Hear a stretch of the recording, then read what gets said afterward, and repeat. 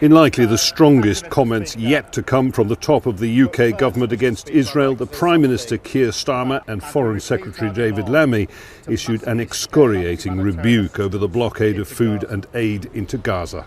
The recent announcement that Israel will allow a basic quantity of food into Gaza, a basic quantity, is totally and utterly inadequate. Yeah. So we must coordinate our response, because this war has gone on for far too long. We cannot allow the people of Gaza to starve. We must call this what it is. It is extremism. It is dangerous. It is repellent. It is monstrous, and I condemn it in the strongest possible terms.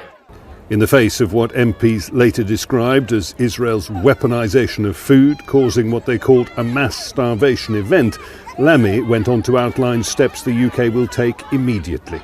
The suspension of talks with Israel towards a free trade agreement, and further sanctions applied to Israeli settlers in the West Bank, including senior figure Daniela Weiss.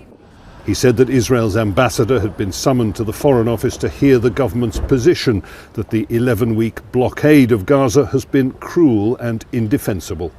The UK government has been consistent both in condemning the October 7th attacks and in respecting what it calls Israel's right to defend itself. But there is more than a sense now that even-handedness has given way and that a very different tone has established itself both in the House of Commons and in government.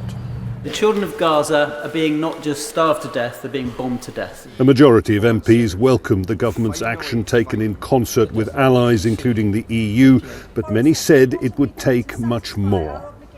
There were calls for Britain to recognise the state of Palestine, to widen an existing but limited arms embargo, and to sanction senior ministers. David Lammy left the House promising further action could come in weeks or days if Israel doesn't change course. Jonah, Al Jazeera, London. Make sure to subscribe to our channel to get the latest news from Al Jazeera.